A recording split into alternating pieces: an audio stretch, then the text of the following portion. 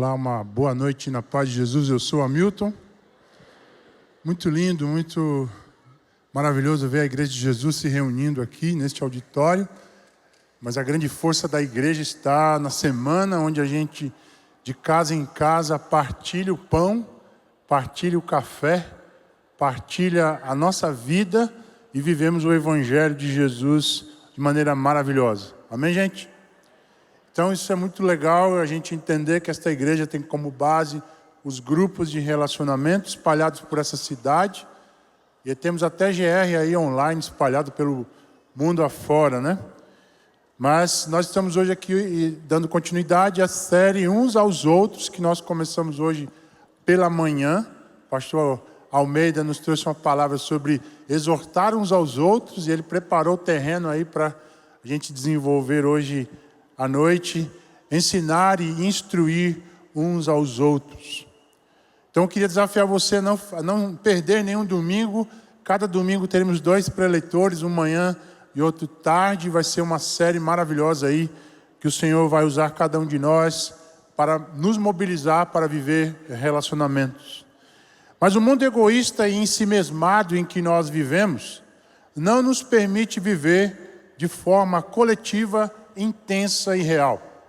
A começar de nossas casas, no que toca à alimentação, é um comendo no sofá, é outro com o celular na mão na sala e o outro na varanda também se alimentando. Você percebe essa fragmentação social a partir da sua própria casa, é ou não é?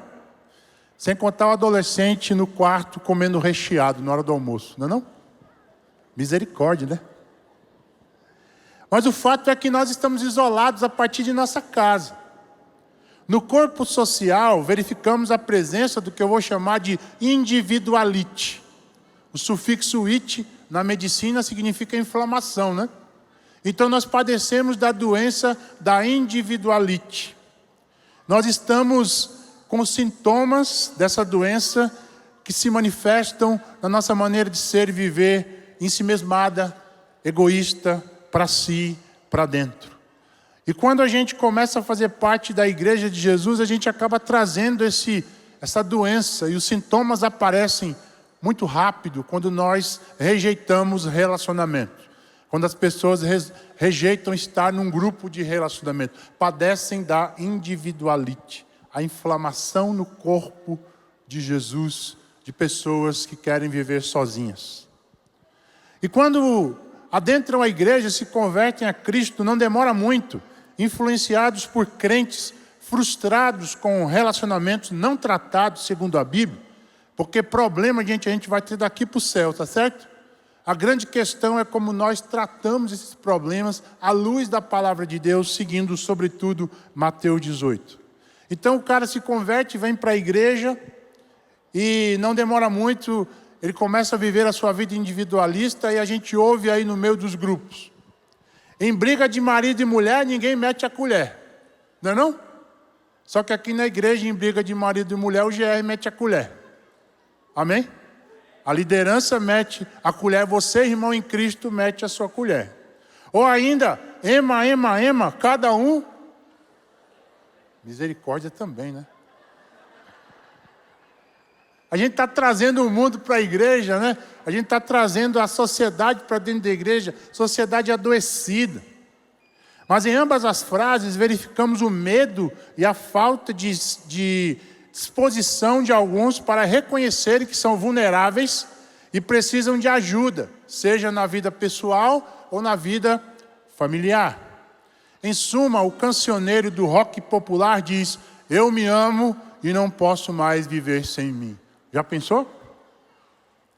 Somos seres humanos narcisistas desde o ventre de nossa mãe. É a minha mãe, é o meu mamar, é o meu pai, é a minha casa, é o meu brinquedo. E nós vamos vivendo a vida e nós não amadurecemos para vivermos do ponto de vista social. Ainda temos aqui, talvez, entre nós, crentes em Cristo que ainda estão na mamadeira, né? A minha mamadeira, o meu mamar, a minha vida, o meu prazer. Numa família, tudo que um membro faz afeta a vida do outro. Se um pai comete um adultério, toda a família vai padecer. Se um pai é um homem fiel, trabalhador, honesto, todos os filhos vão aprender o exemplo e serão como tais. Na igreja de Jesus não é diferente. A sua luta é a minha luta. A sua vitória é a minha vitória, é a nossa vitória. O seu pecado é seu, mas Jesus nos chama como igreja a sermos instrumentos de poda, aperfeiçoamento, ensino e admoestação uns dos outros. Quando um corpo está doente, a inflamação vai aparecer, a febre vai aparecer e nós vamos analisar os sintomas. E Jesus vai usar cada um de nós como parte do corpo para curar o membro ferido. A igreja, então, não é um parque de diversões, nem um museu de exposição de belas artes de nossa religiosidade morta, mas um hospital de doentes do corpo e da alma, em busca de restaurar e sermos restaurados. Isso aqui é um grande hospital de doentes. Tem gente que está chegando na UTI, precisa de cuidados emergenciais, né? Rapidinho a gente ressuscita, Jesus ressuscita, ele passa por quarto e já consegue ajudar quem está na UTI. É ou não é? E assim vai, né? Então por isso vamos falar hoje sobre instruir e ensinar uns aos outros, nessa dimensão da mutualidade. O texto que vamos trabalhar é Colossenses capítulo 3, versos 16 e 17, que diz o seguinte: que a mensagem de Cristo, com toda a sua riqueza, viva no coração de vocês. Ensinem e instruam uns aos outros com toda a sabedoria. Cantem salmos, hinos e canções espirituais. Louvem a Deus com gratidão no coração. Tudo o que vocês fizerem ou disserem, façam em nome do Senhor Jesus e por meio dele agradeçam a Deus, o Pai. Vamos orar. Senhor, obrigado pela tua palavra cantada, que já falou conosco poderosamente, já nos ministrou o coração, e agora pedimos que o Senhor abra o nosso entendimento para compreender a tua palavra escrita e que é vida para nós. É o que eu oro em nome de Jesus. Amém. Queridos, essa carta aos Colossenses é uma carta preciosa do apóstolo Paulo. Foi uma das cartas chamada de cartas da prisão, escrita entre 60 e 62 depois de Cristo. Paulo está preso naquela casa alugada de Atos capítulo 28. E ele recebe visitas de irmãos de igrejas onde ele fundou e também envia cartas através dos seus companheiros. Nesse caso, Tíquico, companheiro de Paulo, veio visitá-lo e trouxe notícias da igreja de Colossos, né? Na verdade, Colossos aí é uma grande região, uma tríade de cidades composta por Colossos, Laodiceia e Hierápolis. Ele fala isso em Colossenses 4,13. Colossenses 1 e 2, ele diz: eu, Paulo, apóstolo de Cristo Jesus, pela vontade de Deus, escrevo junto com o irmão Timóteo esta carta ao povo de Deus que mora na cidade de Colossos, os nossos fiéis irmãos em Cristo. Que a graça e a paz de Deus, o nosso Pai, estejam com vocês. E aí Colossenses 4, 7 e 9. Tíquico, nosso querido irmão, trabalhador e fiel e companheiro no serviço do Senhor, levará a vocês todas as notícias minhas. Eu o estou enviando para contar como nós vamos indo e assim animar vocês. Com ele vai Onésimo. Lembra de Onésimo? O querido e fiel irmão, que é da igreja de vocês, eles vão lhes contar tudo o que está acontecendo aqui. Então, a igreja de Laodiceia, composta também por Onésimo e por os irmãos também da Laodiceia e de Hierápolis, viviam grupos de relacionamento. Dentre esses grupos, estavam esses irmãos amados. E aí Paulo diz ainda em 4,18, com a minha própria mão escrevo isto, saudações de Paulo, não esqueçam que estou na cadeia. Então, uma carta de Paulo aos irmãos colossenses. Ele não está numa situação favorável, ele está preso. Imagine você numa situação não tão fácil, tendo que falar para outras pessoas sobre Jesus. É assim que Ele faz conosco. Enquanto a gente vai andando e caminhando na fé, com lutas e problemas, Ele vai nos ajudando a ajudar a outros. Esta carta foi escrita para combater o que se chama da heresia gnóstica, né? O gnosticismo foi uma filosofia de religião que demarcou o problema doutrinário do final do primeiro século. Alguns achavam que, na verdade, o mundo foi criado por um chamado demiurgo.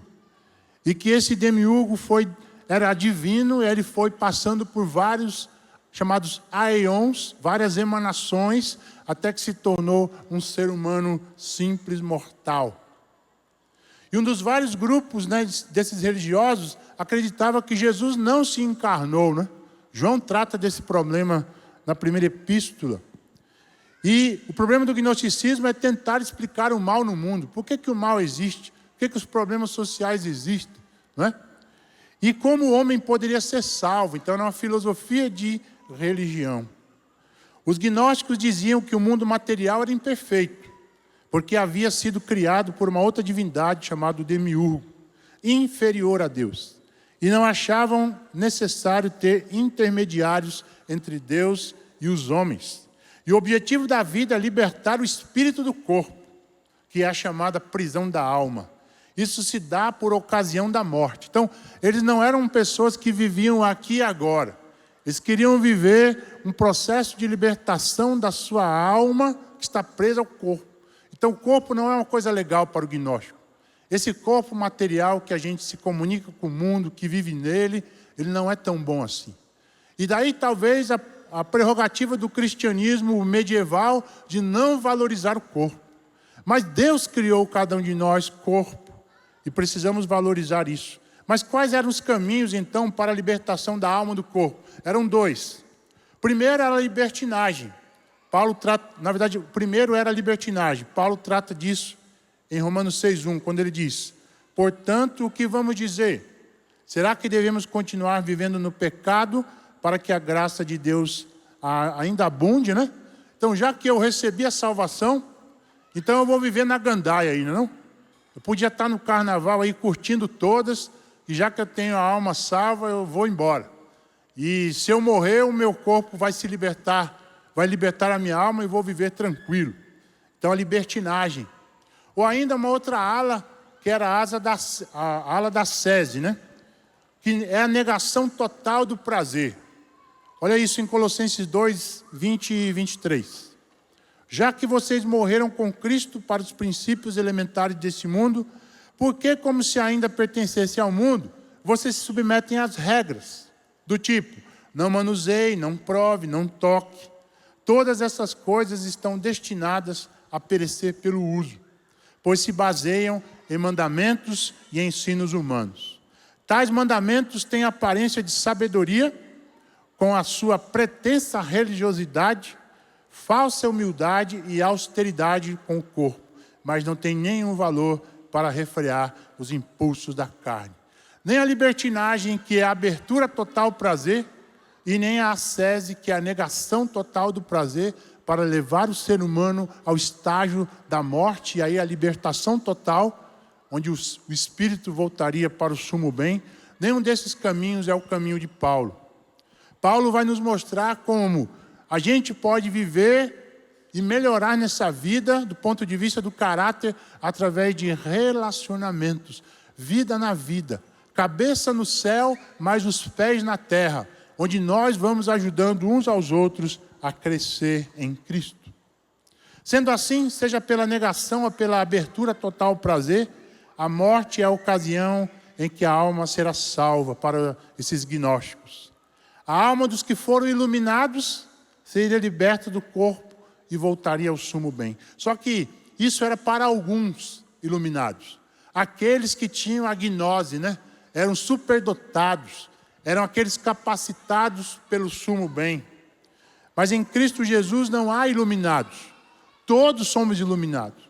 Todos temos o Espírito de Deus e podemos ser instrumentos de ensino e de admoestação uns aos outros.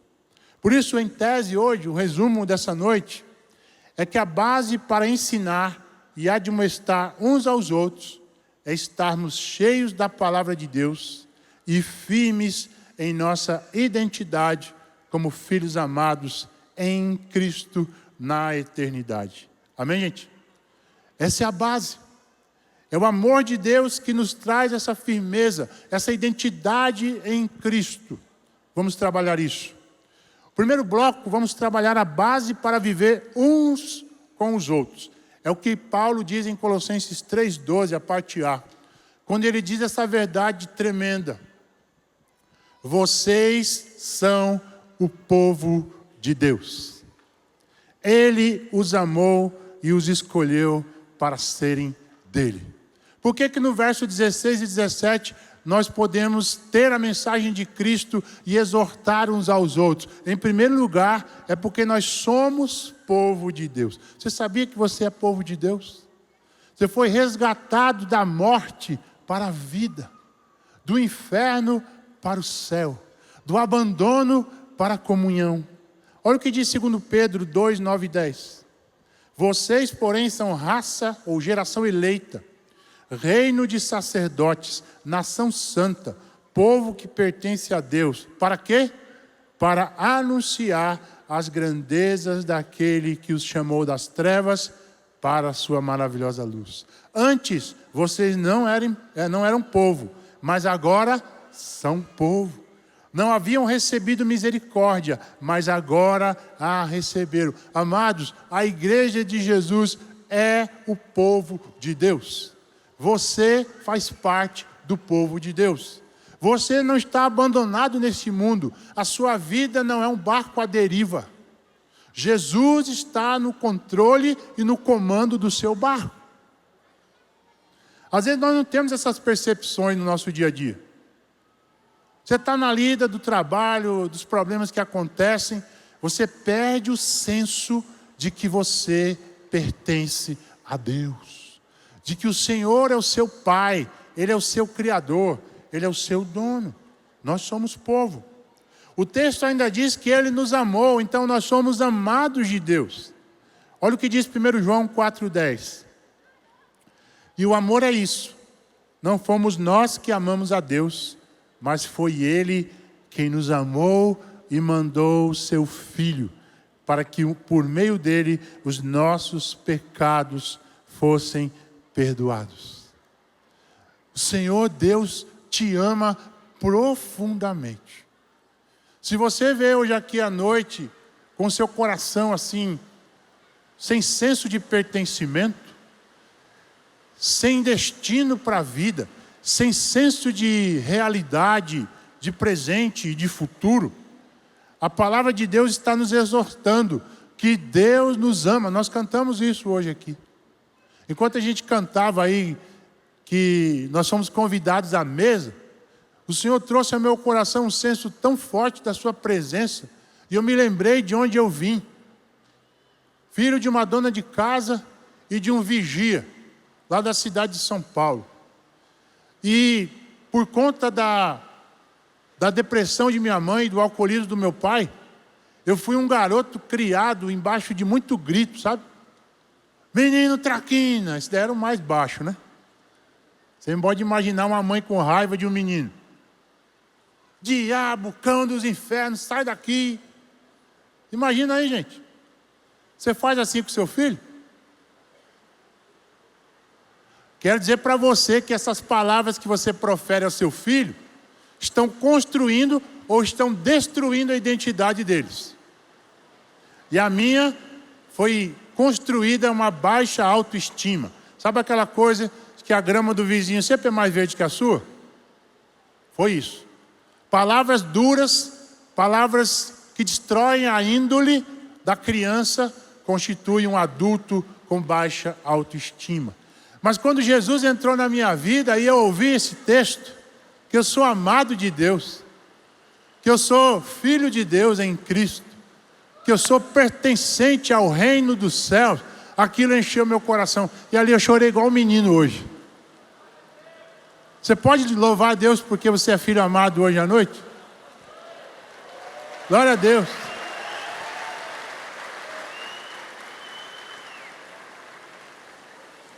É demais, cara. Eu me sentia abandonado, solitário. Mas Jesus me deu o seu amor. Olha 1 João 3:1. A chuva pegou agora, né? Dá para vir mais para cá, eu acho que tem mais lugar aí. Há lugar na casa, né? Tem lugar mais aqui pertinho. Glória a Deus. Vamos nos ajeitando aí e vai dar certo. Chuva abençoada aí de Jesus, né? Para regar a nossa plantação. Glória a Deus.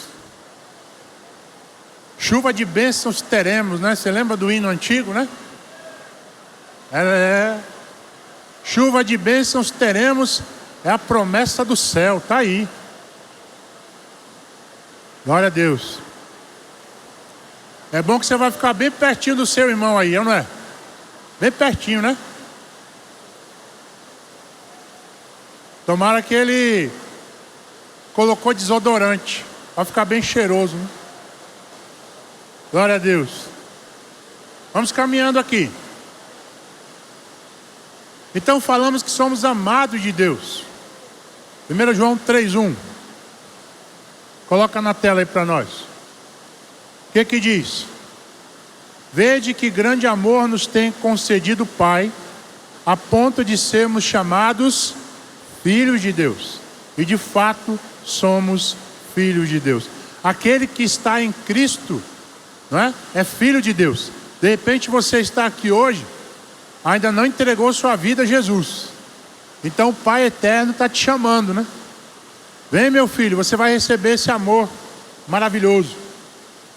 Além de sermos povo, sermos amados, somos escolhidos por Deus, diz o texto. Veja só, João 15, 16 e 17. Presta atenção aí. Não foram vocês que me escolheram. Pelo contrário, fui eu quem os escolhi, para que vão e deem muito fruto, e que esse fruto não se perca. Isso a fim de que o Pai lhes dê tudo o que pedirem em meu nome. O que eu mando a vocês é isso: amem-se uns aos outros. Jesus nos escolheu. Jesus escolheu cada um de nós aqui na eternidade. Porque a Bíblia diz que Ele é o Cordeiro morto antes da fundação do mundo. Você pode imaginar que o ato criativo é ao mesmo tempo o ato redentor. Quando Pai, Filho e Espírito Santo decidem criar a humanidade e o universo, eu imagino uma discussão de um GR da Trindade. Imagina aí o GR da Trindade. Deus Pai planejando a criação, eu vou criar. Aí o filho diz: Pai, vai dar tudo certo. Aí o pai diz: eu sei que eles vão errar. Aí o filho diz, naquele momento ali do GR eterno da Trindade: não tem problema, vamos criar, mas eu vou entregar a minha vida por eles, para que eles tenham vida eterna para sempre. E o Espírito Santo diz: então eu vou ser o aperfeiçoador deles, para que na caminhada cristã eles possam cada dia, um dia de cada vez, aprender a ser como nós. E assim Deus Pai nos elege e nos escolhe na eternidade. Você é escolhido de Deus, meu irmão. Não pense que você está abandonado aqui nesse mundo. O Senhor te escolheu e te envia para a sua glória. Isaías capítulo 49, verso 16 diz o seguinte: eis que nas palmas das minhas mãos te gravei. Os teus muros estão continuamente perante mim. A Bíblia diz que Deus escreveu Israel nas suas palmas, imagina? E nós, enquanto igreja de Jesus, pegamos a rebarba aí das bênçãos de Israel, e nós também podemos dizer que cada um de nós, o Senhor tem nas palmas de suas mãos o nosso nome. Cada um de nós está escrito nas palmas do amor de Deus, da sua graça eterna. Então, se você veio hoje aqui, meu irmão, cabisbaixo, triste, levanta a sua cabeça. A base para vivermos uns aos outros é entendermos que nós somos amados de Deus. nós somos escolhidos de Deus e que nós somos o seu povo. Temos uma relação de pertencimento. Eu pertenço a Deus, você pertence a Deus. Efésios capítulo 1, verso 4 a 6 diz: Antes de Cristo, nós éramos inimigos de Deus. Agora somos amigos. Somos seu povo, seu tesouro particular. Ele nos amou e nos escolheu antes da fundação do mundo. Eu preciso ouvir isso todos os dias do Senhor. Eu preciso ouvir a voz de Deus dizendo que eu sou amado, que eu sou escolhido, que eu sou seu povo, para que eu possa vencer cada desafio do meu dia. E não é fácil, né?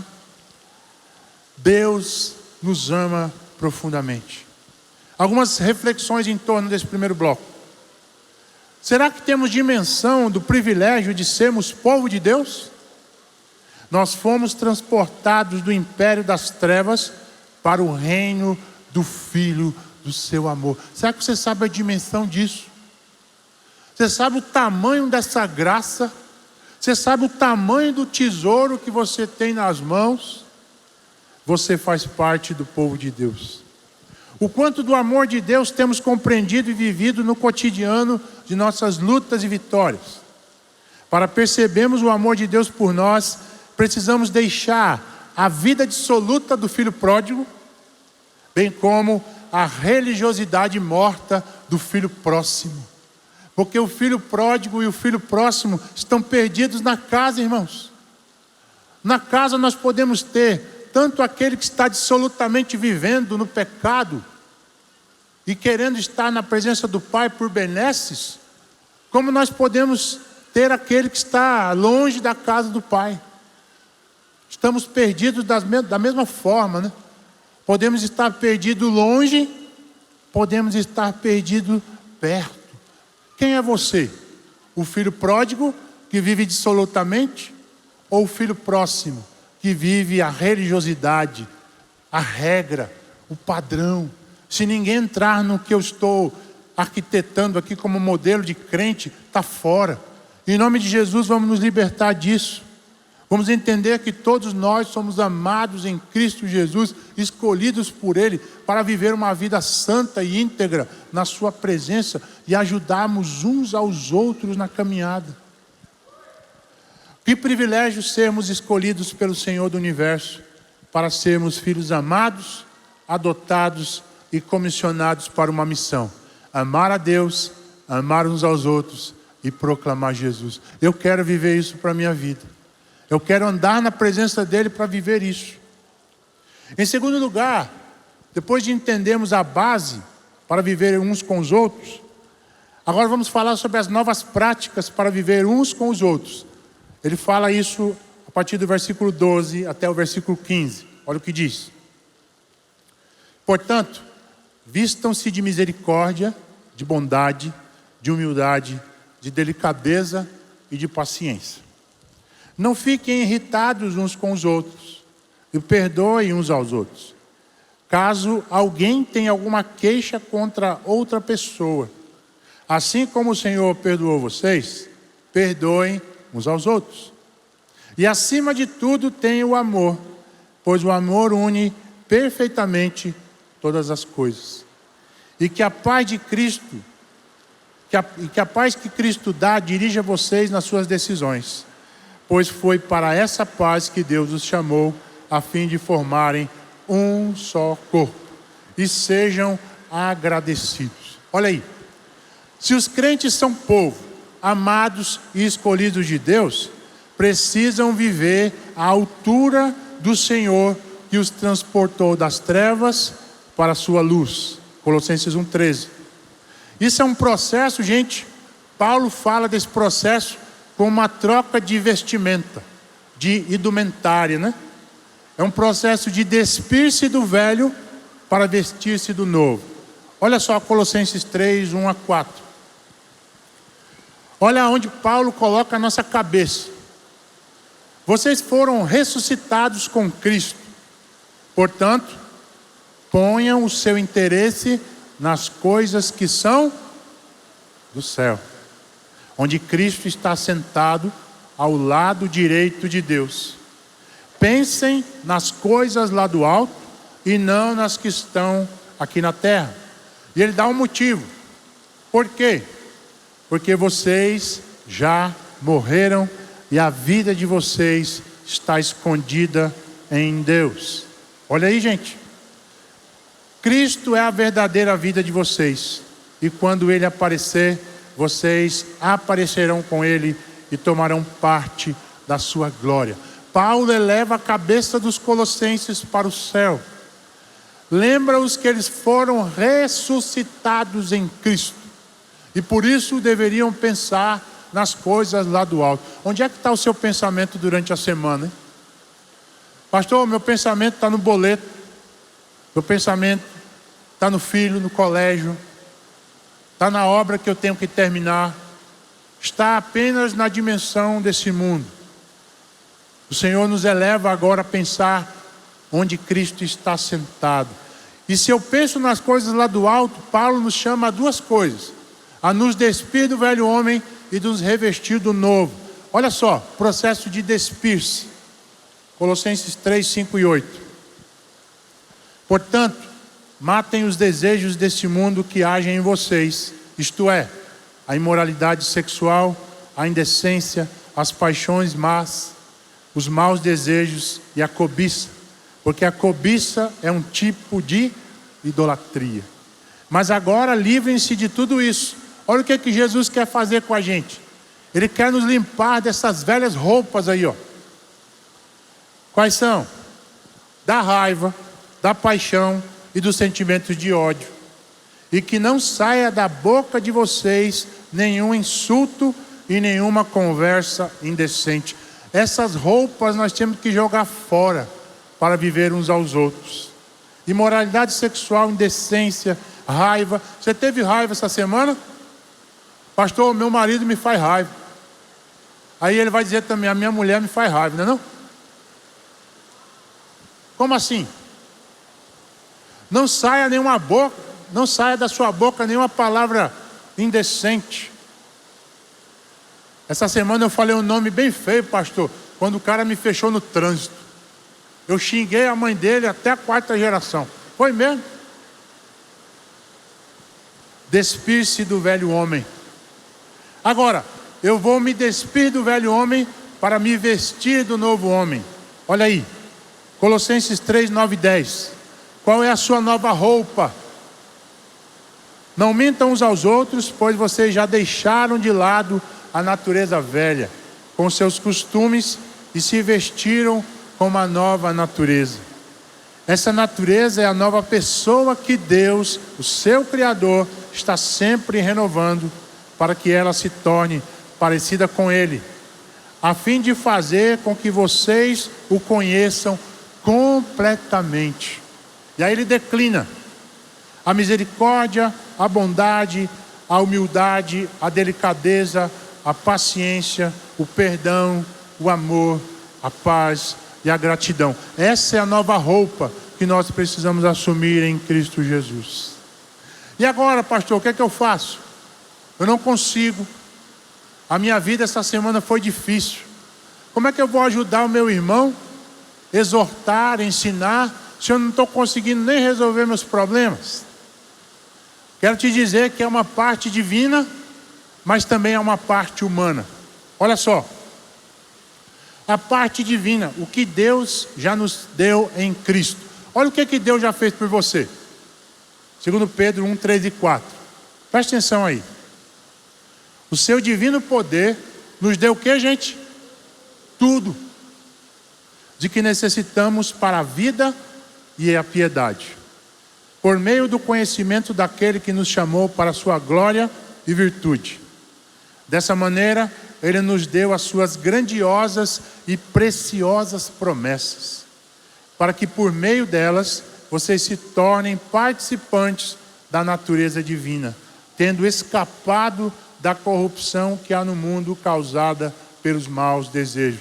Meus irmãos, Deus já nos deu tudo o que nós precisamos para viver uma vida infinitamente plena e feliz nesse mundo e na eternidade.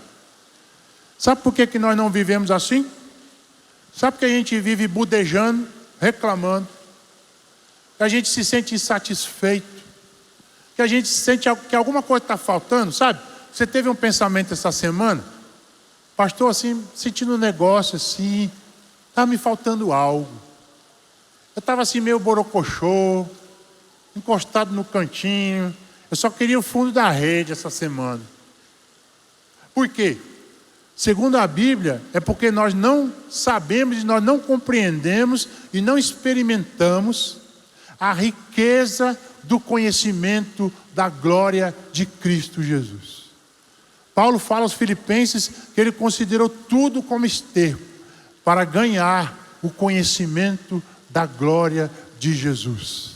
É uma riqueza enorme conhecer a pessoa de Jesus. Eu, enquanto ser humano, me sinto pobre, me sinto cego e nu, como os irmãos de Laodiceia. Jesus disse, né? Vocês são pobres, cegos e nus.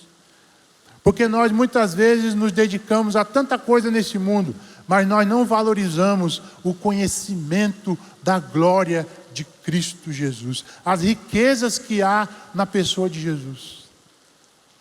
Então eu preciso olhar para o alto agora, onde Cristo está sentado. Mas agora qual é a parte humana? Versos 5 e 6 de 2 Pedro 1. O que cabe a nós em Cristo então, para desenvolver esta salvação? Por esta razão, Pedro diz, empenhem-se. Está nos faltando isso, amados. Nos empenhar em conhecer e viver Jesus. Empenhe-se para quê? Vai aparecer ali no quadro já para você o desenho, né? Mas vamos ler o texto. Empenhe-se para acrescentar à sua fé, o quê? A virtude. A virtude, o conhecimento. Ao conhecimento, o domínio próprio. Ao domínio próprio, a perseverança. A perseverança, a piedade. A piedade, a fraternidade. A fraternidade, o amor. Porque se essas qualidades existirem, estiverem crescendo na vida de vocês, elas impedirão que sejam ineficazes e improdutivos no conhecimento do nosso Senhor Jesus Cristo. Todavia, se alguém não as possui, está cego, só vê o que está perto, esquecendo-se da purificação dos seus antigos pecados. Olha aquele desenho ali, ó, vai aparecer para você. A caminhada cristã não é uma corrida de 100 metros. Não é quem chega primeiro. A caminhada cristã é uma maratona. A grande questão não é velocidade, mas é persistência, é resistência, é determinação. E a determinação, Pedro nos diz, dessa caminhada, da fé que vai se desenvolvendo até chegar ao topo do amor. Veja lá, ó. Se você creu em Cristo, isso é um dom de Deus, né? Romanos 10 fala que a fé é um dom de Deus quando ouvimos a palavra. E aí nós nos convertemos ao Senhor, começamos a caminhada, mas a gente para aí. A gente acha que Deus fez tudo, mas o que nos chama a atenção, Pedro? Empenhem-se, dediquem-se. A quê? A construir na fé a virtude. A construir na virtude o conhecimento de Jesus. E não é um conhecimento enciclopédico aqui. É um conhecimento experimental, vivencial com Jesus. Ao conhecimento de Jesus, o domínio próprio. Você vai aprender a se dominar quando você conhecer a Jesus e sua palavra. Sabe? Quando a sua mulher falar uma besteira para você, aí a sua língua vem bem assim, sem caber na boca. Não acontece isso, né? E vice-versa. Quando seu filho te tirar do sério, e o nome feio vem bem aqui na sua boca. Olha o que diz lá, volta lá. Aí se você conhece Jesus e sua palavra, você freia a sua língua. Você faz igual Davi, né? Senhor, bota um anjo na porta da minha boca para não dizer besteira. Acho que na boca de alguns de nós é precisar de uma legião, né? Não? De anjos.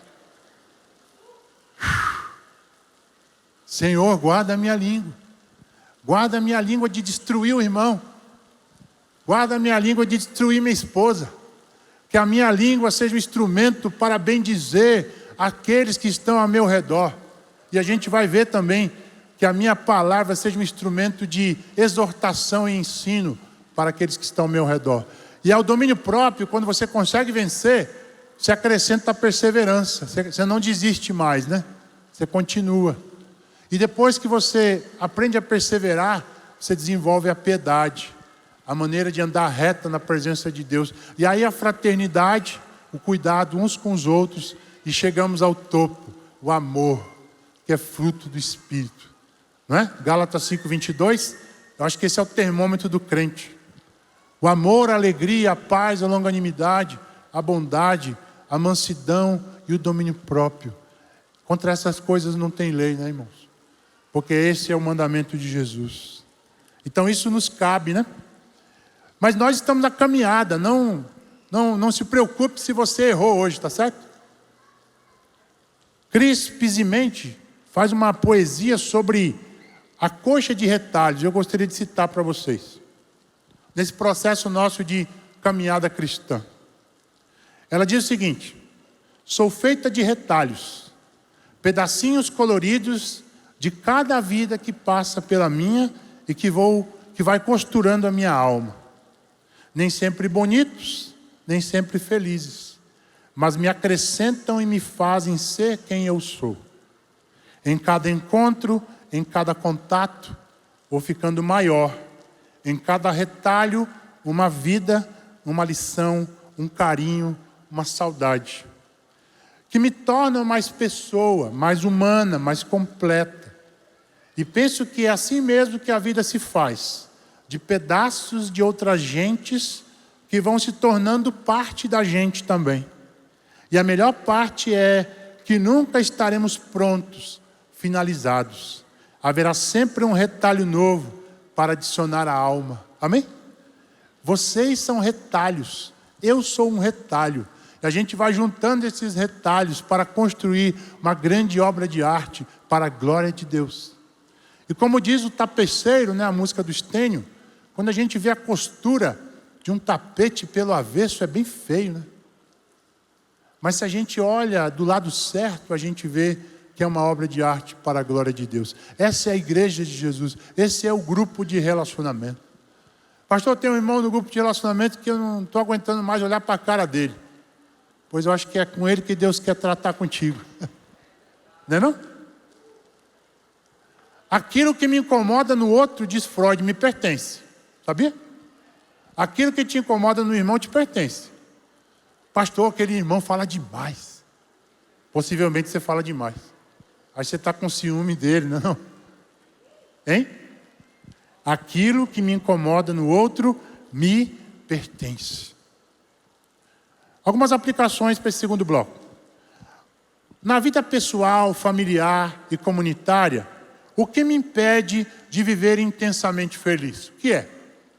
O que te impede de viver uma vida mais plena e santa, saudável, feliz, não é? Diante de Deus, sentir-se completo? O que está faltando? Pastor, eu estou solteiro, acho que se eu arrumar uma mulher para me casar, vai ser massa, aí eu vou ficar bem feliz. Será, irmão? Quem está solteiro quer casar. E às vezes os casados estão com problema e querem separar. Não entendo não esse povo. Não é não?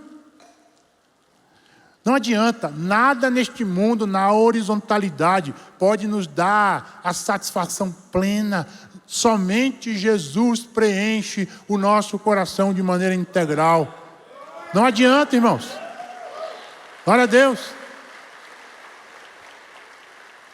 Blaise Pascal, filósofo jansenista, dizia que há um vazio no coração do homem que é do tamanho de Deus.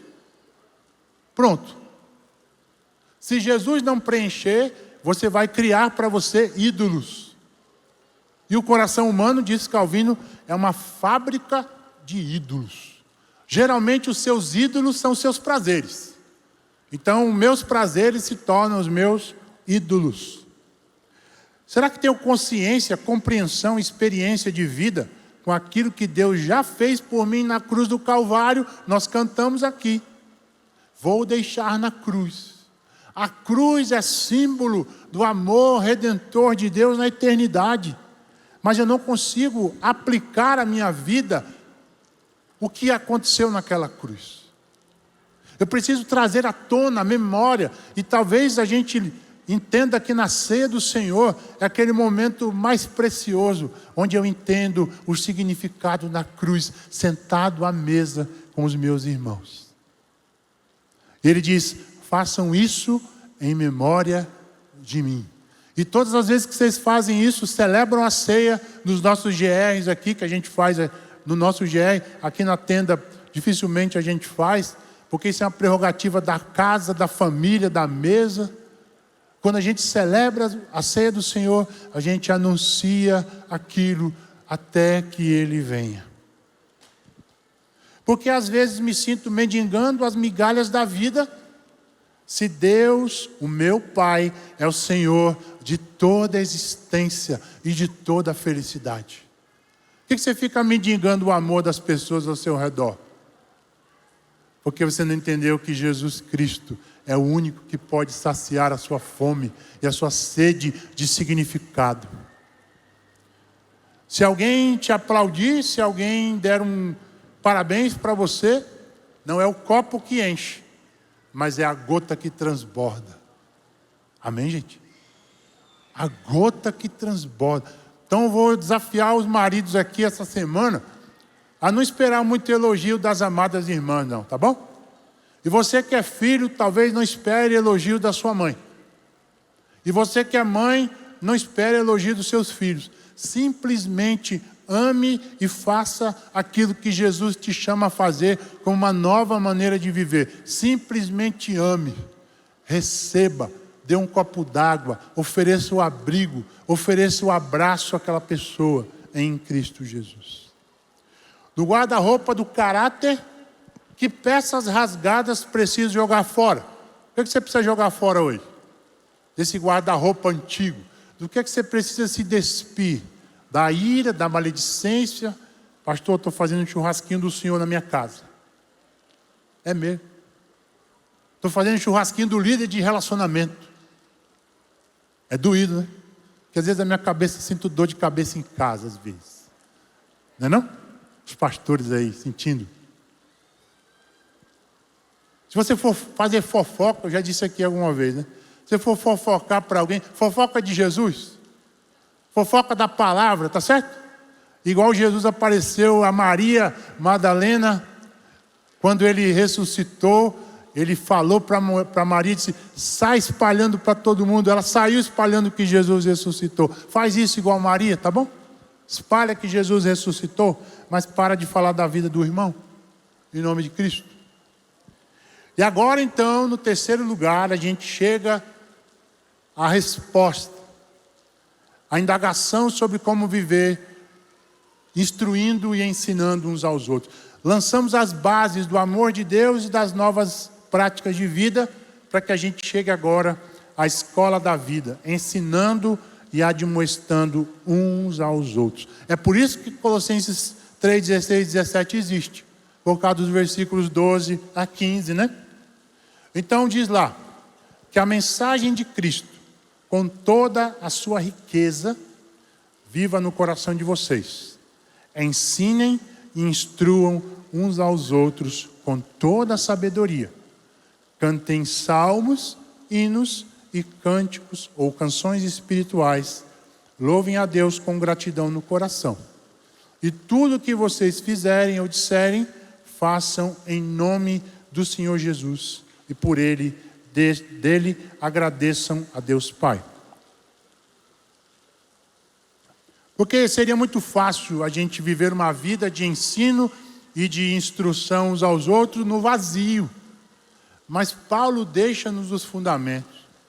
O amor de Deus, a eleição divina, o fato de sermos povo e estamos vivendo uma nova vida, nos capacitam a sermos instrumentos de ensino e de admoestação uns dos outros. A primeira lição que eu aprendo é que temos aqui a riqueza da mensagem de Cristo no coração. Olha o que diz o 3,16. Habite ricamente em vós a palavra de Cristo, né? Aqui o grego plusios é um advérbio que significa ricamente, abundantemente. A palavra de Cristo não deve ser uma caixinha de promessa em nossa mão, como um amuleto, né? Como um patuá, ou ainda como um horóscopo gospel, né? A gente pode usar a Bíblia como um horóscopo. Então, estou passando um problema, abro e pode dar problema, né? Se você ler lá, e Judas foi e se enforcou. Não é não? Isso é bibliomancia. Isso é horóscopo gospel. Não é assim. Não é assim que Deus vai fazer as coisas na nossa vida. Eu não faço isso para Deus trazer o marido de volta, para o filho desobediente obedecer. Eu não leio a Bíblia para isso. A meditação na palavra de Deus precisa ser uma prática diária, como diz o Salmo 1, de dia e de noite, como fortalecimento do meu coração e como um antídoto para o que vai acontecer de ruim na minha vida. É como um processo de treinamento, é como academia. E aqui um testemunho para vocês, já é a 4ª semana que eu vou para a academia. Glória a Deus, né? Acaba sedentário igual eu era, né? Estimulado aí pelos meus pastores aí, geração saudável, sarado. Eu comecei a academia. 4ª semana limpo só por hoje, né? O meu bíceps já cresceu 1 centímetro. Hein? Eu falo isso para minha mulher, ela fica fazendo hora. Eu falo no GR para brincar, né? Mas é verdade, estou firme, amanhã estou lá, se Deus quiser, né? Mas por que eu faço academia? É para eu treinar os meus músculos. Eu vou dizer aqui que na velhice o que vai sobrar de nós são os músculos, não é não? Espero que o meu sobre bastante. Porque a velhice precisa de músculos. Vai envelhecer bem. Mas isso é resultado de um treinamento diário. Exercício diário. Eu estando bem ou não estando, eu vou lá, eu faço o que tem que ser feito. É persistência, é determinação, é rotina. Com a palavra de Deus não é diferente. Então, da mesma forma que eu fortaleço os meus músculos para vencer uma doença, para estar bem de saúde, é o mesmo exercício que eu faço com a palavra de Deus. Todo santo dia eu estou lá na presença de Deus, abrindo a palavra, para que ela entre no HD da minha cabeça. Ela desça para o coração e se torne prática no meu dia a dia. Para que eu aprenda a viver um dia de cada vez, resolvendo os problemas que vêm sobre mim. E adorando esse Deus soberano que me ama, que me fez povo e que me chamou das trevas para a sua luz. É assim, irmãos. A palavra de Deus deve ser lida na dimensão do exercício do coração, do exercício da alma, para andar com Deus e ser íntegro, como disse o Senhor Abraão em Gênesis 17. Mas essa palavra precisa ser entendida ao meu coração como uma riqueza, como um segredo que Deus revelou a mim. Olha aí, Colossenses capítulo 3, 26 e 27. Essa mensagem de Deus, a palavra de Deus, é o segredo que Ele escondeu de toda a humanidade durante os séculos passados. Porém, que agora Ele revelou ao seu povo. O plano de Deus é fazer com que o seu povo conheça esse maravilhoso e glorioso segredo que Ele tem para revelar ao seu povo. E que segredo é esse? E Ele fala para uma comunidade mística, gnóstica, que achava que o segredo era dado a alguns. E Paulo abre aqui para dizer: o segredo é esse: Cristo está em vocês, o que lhes dá a firme esperança de que vocês tomarão parte na glória de Deus. Quando você lê a palavra de Deus, é isso, é o segredo de Deus revelado da eternidade ao seu coração através da Bíblia. Cristo em nós, a esperança da glória. A esperança não no palácio do Jaburu, nem no palácio da abolição e nem na Câmara Municipal, no pastor, no líder. Não, Cristo em mim, Cristo em nós, a esperança da glória. Deus revelou as riquezas de sua graça a nós, pobres, pecadores mortais. Deve haver um sentido para isso. Por quê? Aí a gente vai então para o segundo ponto. Ensino e admoestação com sabedoria na escola da vida. Vamos lá. Tem duas dimensões no texto aí, né? A primeira dimensão é ensinando uns aos outros a uma dimensão cognitiva. O verbo usado, né? Quer dizer, a palavra usada, didascontes, que é um verbo que está no presente participativo, ou seja, é uma continuidade, né? Ensinando uns aos outros, todo o tempo, é uma continuidade. O termo vem de didasco, aparece 97 vezes no Novo Testamento, dá a ideia de fazer aprender, né? Ensinar uns aos outros, dimensão cognitiva. Não é meramente uma sala de aula. A sala de aula de Jesus era a vida, era o campo, era a montanha, era a praia, era qualquer lugar.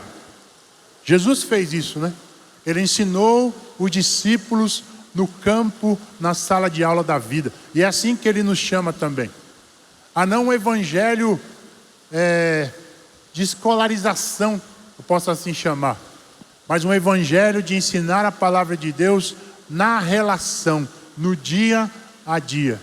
Assim como ele fez em Marcos 6, quando ele chama os discípulos, os 12, ele chama para andar com ele. E assim é a melhor maneira de aprender. É andar com alguém, andar com pessoas. Você vai aprender coisas sobre o reino de Jesus. Olha Marcos 4:1. Jesus começou a ensinar, didasco, outra vez na beira do lago da Galileia. A multidão que se ajuntou em volta dele era tão grande que ele entrou e sentou-se num barco perto da praia onde o povo estava. O grupo de relacionamento é o lugar de você partilhar e ensinar mutuamente junto com o seu irmão.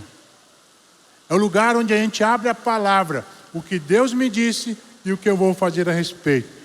E vale uma palavra aqui, sempre o pastor Armando reforça, e eu quero reforçar, que você não dependa de líder A, líder B ou líder C, para crescer naquela caminhada que nós falamos ali de Pedro, né? Do desenvolvimento da fé até chegar ao amor. É você, na sua responsabilidade pessoal, andar com Deus, ler a Bíblia e andar com o Senhor Jesus. Enquanto igreja, nós oferecemos oportunidades, né? O site do Mais Bíblia está cheio de coisa. Você ainda não acessou, acessa lá. www.ibc.org.br/maisbíblia. Tem um acervo de coisas para você lá. Tem livro, tem mensagem, tem infográfico, tem tanta coisa para você acessar e crescer no conhecimento da palavra de Deus. A sala de aula de Jesus era o campo, a praia, o lago, o caminho, a montanha, a mesa, o jardim. Todo momento e lugar é tempo de ensinar e aprender dele mais do que sobre ele. Nós somos chamados a aprender de Jesus através dos irmãos e não necessariamente sobre Jesus. Porque eu posso ter uma cabeça enciclopédica sobre Jesus, mas posso não ter uma experiência com ele. Nossa mente e coração precisam aprender quem Jesus é para que sejamos transformados naquilo que ele quer.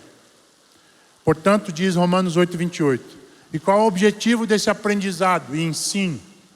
Porquanto aos que de antemão conheceu, também os predestinou para serem conforme a imagem de seu Filho, a fim de que ele seja o primogênito entre muitos irmãos. Nós ensinamos uns aos outros a palavra de Deus para a gente se parecer com Jesus, nada mais e nada menos do que isso. Paulo ainda usa um segundo termo para instruir uns aos outros ou admoestar uns aos outros. É o termo grego noutetontes, que também é um verbo particípio no presente, é ativo, instruindo ou ensinando uns aos outros. Aparece 8 vezes no Novo Testamento. É a ideia de admoestar, de deixar alerta alguém. Olha Atos 20:31. Portanto, vigiai, lembrando-vos de que por 3 anos, noite e dia, não cessei de admoestar com lágrimas a cada um. Aqui, gente, é a dimensão corretiva do ensino da palavra de Deus, né? No primeiro termo didasco, a dimensão cognitiva. E agora, notetontes, a dimensão corretiva. Você está vendo um irmão andar errado, você chama do lado para admoestar, para dizer o que precisa ser feito. E por fim, o texto termina com uma efusão de louvor. Canto, louvor e vida integral baseada na gratidão. Depois que a gente entende que a palavra de Deus serve para nós e serve para exortar uns aos outros, juntos a gente aprende a viver essa coletividade. Ele diz para a gente cantar salmos, hinos e cânticos espirituais, louvar a Deus, ou seja, viver uma vida de gratidão na presença de Deus. Ele diz: cantem salmos, hinos e canções espirituais. A música enquanto expressão da alma humana, que eu estou chamando de pedagogia da memória aqui. Geralmente quando eu estou no meu dia, a música faz parte da minha vida. Cantar hinos da igreja primitiva, né? Como Filipenses 2 era um hino. Ou hinos que a gente compõe aqui, né? O pastor Almeida compõe vários hinos. Mas o fato é que o louvor deve fazer parte da sua vida. Deve levar você a pensar nas grandezas de Deus. Ao invés de viver um dia reclamando, né? Bota o louvor no seu carro. Bota o louvor no seu ouvido. Enquanto você vai no trajeto para o ônibus. Para ir adorando e pensando nas coisas celestiais. A pedagogia da memória. Ele diz: louvem a Deus com gratidão no coração. A adoração como expressão do coração que reconhece quem Jesus é. O que eu chamo aqui da pedagogia do coração. Louvar a Deus do coração nos ensina muito. E por fim, falem e façam tudo para a glória de Deus. A vida inteira entregue ao Senhor para a sua glória. A pedagogia da vida. Deus não quer de nós parte. O inimigo de Deus quer 1% da sua vida. Jesus quer 100% de você para a sua honra e glória. O Salmo 150: todo ser que respira, louve ao Senhor. A banda pode subir. No contexto da mutualidade, ensinamos e exortamos uns aos outros, na medida em que nossas mentes e corações estão cheios da palavra de Cristo e da adoração ao Senhor em tudo. Quer por palavras, quer por ações.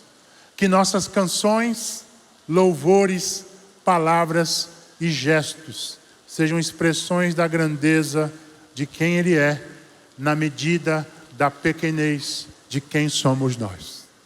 Que essa semana Deus traga ao nosso coração a grandeza de quem Ele é e a pequenez de quem nós somos, para que possamos ensinar uns aos outros a sua palavra e exortar e admoestar, alertar uns aos outros. Enfim, falamos sobre instruir e ensinar uns aos outros. A base para ensinar e admoestar uns aos outros é estarmos cheios da palavra e firmes em nossa identidade como filhos amados e escolhidos em Cristo na eternidade. A base para viver uns aos outros, nossa identidade como pessoas, está baseada na filiação, no amor, na escolha divina antes da fundação do mundo. Você foi amado por Deus antes da fundação do mundo. As novas práticas para viver uns aos outros: despir-se do velho homem, revestir-se do novo homem em Cristo. E na escola da vida, vamos ensinar e admoestar uns aos outros. Dimensão cognitiva, palavra de Deus uns com os outros. Dimensão corretiva, ajudar os irmãos que estão fracos na fé, para que eles possam andar com Jesus. E assim vamos viver esse ano de mutualidade na presença de Deus. Enquanto a gente canta, baixe sua cabeça por um momento aí de reflexão. O que Deus me disse e o que eu vou fazer a respeito. Vamos cantar esse louvor e ao final orar.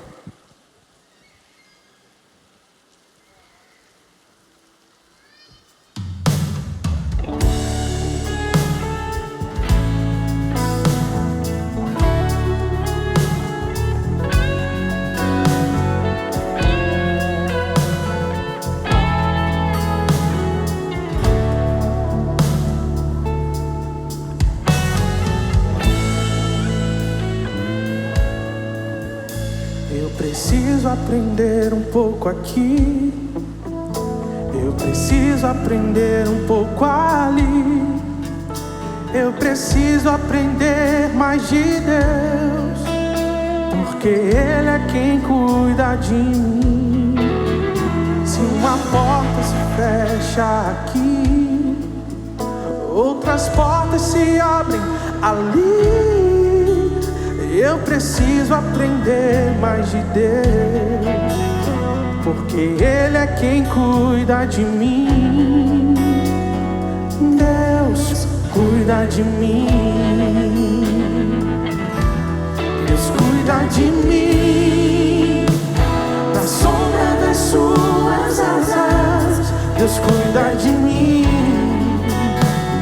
eu amo a sua casa e não ando sozinho, não estou sozinho, pois sei, Deus cuida de mim, Deus cuida de mim, na sombra das suas asas. Deus cuida de mim, eu amo a sua casa e não ando sozinho, não estou sozinho, pois sei, Deus cuida de mim.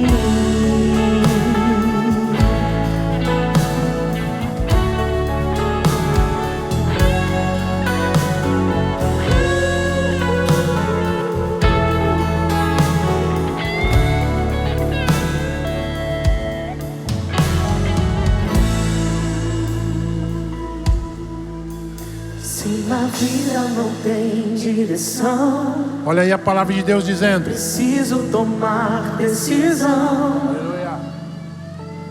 Eu sei que existe alguém que me ama, Ele quer me dar a mão. Se uma porta se fecha aqui, outras portas se abrem ali. Eu preciso aprender mais de Deus, porque Ele é quem cuida de mim. Deus cuida de mim, Deus cuida de mim, na sombra das suas asas. Deus cuida de mim, eu amo a sua casa. Não ando sozinho, não estou sozinho, pois sei, eu sei, Deus cuida de mim, Deus cuida de mim, na sombra das suas asas. Deus cuida de mim, eu amo a sua casa e não ando sozinho, não estou sozinho, pois sei, Deus cuida de mim, Deus cuida de mim. Glória a Deus. Queria pedir para você, pode aplaudir o Senhor, né? Mas eu queria pedir para vocês não mexerem as cadeiras agora, um momento importante. O Senhor tem na sua palavra 2 desafios para nós hoje aqui. Cantamos que eu preciso aprender um pouco aqui e um pouco ali, que Deus está cuidando de mim, Ele está abrindo portas, Ele está fechando portas, mas Ele não está fazendo de você um barco à deriva, Ele está no controle da sua vida. Amém? Então o Senhor, através da sua palavra hoje, em nos mostrar a importância da mutualidade, Ele desafia você hoje que veio pela primeira vez hoje aqui, quem sabe, ou você está frequentando a IBC há alguns dias e está percebendo que Deus está costurando os retalhos da sua vida, né? Ele está te mostrando que Ele é Senhor, Ele é Salvador e não há outra possibilidade. Não está na filosofia, não está na ciência, não está em nenhum outro lugar o sentido real da existência humana, mas nele estão escondidos todos os tesouros da sabedoria e da vida. Se você gostaria de entregar a sua vida a Jesus aí, Deus está tocando no seu coração, levanta a sua mão como um sinal para Ele. Nós queremos orar por você. Glória a Deus. Louvado seja o Senhor. Levanta a sua mão aí bem alto. Vou pedir para os nossos amados azuizinhos aí nos ajudarem a trazer essas pessoas. O Senhor está tocando corações aqui, mostrando o real sentido da vida. Como eu era um garoto. Tem gente ali atrás também. Glória a Deus, pode vir. Louvado seja o Senhor. Tempo de salvação. Deus te abençoe, querida. Seu nome? A Karina está entregando a sua vida a Jesus. Ela é filha amada agora do Senhor, amém? Pode ficar de frente para a igreja aqui, querido, em nome de Jesus. Tem mais gente vindo aí, né? Levante sua mão. É momento de você entender que você faz parte da história de Jesus, amém? Tem mais gente, pode vir. Glória a Deus. Fica de frente para a igreja. Assim, isso. Que coisa linda. A família de Deus sendo acrescida. Em nome de Jesus. Fica aqui do ladinho. A igreja de Jesus recebe essas amadas. Tem mais gente chegando, glória a Deus. Tempo de salvação. Há lugar na casa, há lugar na mesa. Louvado seja o Senhor. Tempo de salvação, tempo de libertação. Os tesouros escondidos de Cristo, revelados aos eleitos do Senhor na história. Que coisa linda, né? O Senhor está buscando aqueles que são seus, preparando a noiva, ataviando a noiva para aquele grande dia. Louvado seja o Senhor. Tem mais gente chegando. A família do Senhor acrescida. Glória ao Senhor, né? Se você ainda não entregou sua vida a Jesus, pode chegar aqui, bem pertinho de nós. Você vai receber uma família, você vai receber um abraço, você vai receber uma mesa posta, aberta, para andar na presença de Deus. E agora o desafio para a igreja de Jesus. Se você é um crente aí que ainda está vivendo com a roupa velha, né? Irmão, roupa velha porque eu não comprei roupa nova, não é isso. Você está vivendo com as vestes do velho homem. A mentira, a maledicência, a ira, a inveja. Jesus está querendo trocar suas roupas. Novas roupas, nova indumentária, um novo homem, uma nova mulher, para andar na presença dele, para ensinar e admoestar uns aos outros. E nessa perspectiva Deus vai curando a igreja, preparando a noiva para aquele grande dia. Se você nessa noite, quem sabe, quer renovar o seu compromisso com Deus, de andar na sua presença e de ensinar uns aos outros, de admoestar uns aos outros, de repente você não tem GR, você hoje assumir o compromisso. Pastor, eu quero assumir o compromisso, eu vou procurar um GR para mim. Pode ficar de pé em nome de Jesus. A palavra de Deus é para você. Você quer nova vida, você quer novo tempo, você quer experiência com Deus, é no meio da vida comunitária. Glória a Deus por os irmãos que se levantam e dizem: pastor, é comigo, porque eu quero viver a plenitude do Senhor, eu quero andar com Ele, eu quero viver igreja na intensidade, no bate-papo, no café, na comunhão, na vida, no choro, nas lágrimas, mas no sorriso também. Amém? Então vamos orar terminando esse culto maravilhoso na presença de Deus. Levante sua mão, se quiser ficar de pé, vamos orar e terminar em nome de Jesus. Pai, obrigado por essa festa linda que o Senhor e o Teu Espírito prepararam para a Tua igreja, Senhor. Tua palavra pregada hoje pela manhã, Tua palavra pregada à tarde, mas acima de tudo é algo que vaza da nossa vida. Pai, obrigado por essas pessoas que são acrescidas ao Teu reino hoje. Filhos que estavam fora da casa do Pai. Filhos que foram resgatados hoje aqui. Quem sabe pródigos, mas quem sabe filhos próximos hoje aqui também, levantando a sua mão e dizendo: eu quero experimentar o amor do Pai. Que eles possam ser batizados pelo Teu Espírito, acrescidos à Tua igreja e a um grupo de relacionamento. E a Tua igreja, que o Senhor nos abra o coração para abrir a vida, para abrir a casa, para andar na Tua presença, ensinar e admoestar uns aos outros, na medida que a gente está ricamente cheio da tua palavra. Que a tua palavra abunde no nosso coração nessa semana. Que a tua palavra sature a nossa mente, o nosso coração, para que ela se transforme em ações na direção do outro, do pai, da mãe, do filho, do irmão, da mulher, do marido. Tua palavra sature a nossa mente e nos faça pensar como Jesus pensou, nos faça sentir como Jesus sentiu e nos faça viver como Jesus viveu. E nos dá uma semana de vitória na tua presença. É o que eu oro, esperando aquele grande dia que o Senhor vai arrebatar a sua igreja. Mas enquanto isso, nos faz crentes firmes e fortes na tua palavra. É o que eu oro em nome de Jesus. Amém. Salva de palmas ao Senhor.